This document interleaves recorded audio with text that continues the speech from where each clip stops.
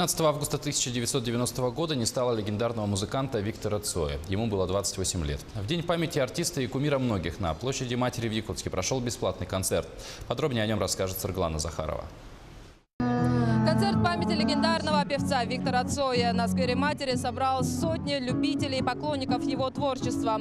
Концерт начался еще в 20 часов. Здесь собралось уже немало народу. Солнце мое, взгляни на меня.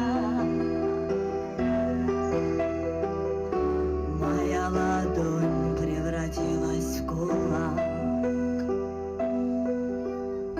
Его песни честные, прямые, душа его поет. Это мне нравится. Песни душевные, хорошие, ну как-то жизненно такие. Ну, его нет уже, но все равно его песни существуют. Ну, слушают люди. Солнце светит и растет трава, но тебе она не нужна. Не первый раз это проходит, а именно в сквере Матери, потому что проходит на центральных площадях, а в Сайсарах давно таких мероприятий не проводилось, больших, городских.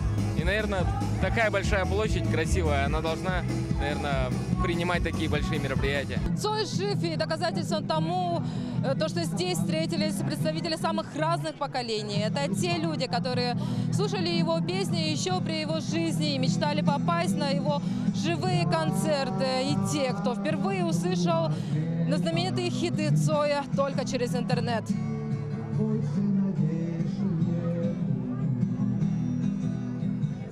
Ну, это, наверное, передает бунтарство молодежи. Всем хочется немножко быть таким неформальным. Но его песни вечные, хиты же, и они никогда не забудут, скорее всего. У меня дети все музыки вообще любят музыку, и Цой всегда популярен был очень. У меня просто отец с детства эти песни слушал. Он когда в молодости был в Красноярске учился, там его тоже на концерте был, рассказывал, как это было. Ну, это песни моей молодости. Мы вышли из дома, когда во всех окнах погасли огни. Один за одним мы видели, как уезжает последний трамвай. «Моя душа в моих песнях», — говорил певец-легенда. А значит, пока люди поют его песни, пока передают их из поколения в поколение, Цой жив. Сырглана Захарова, Чулусан Иннокентьев, Якутск.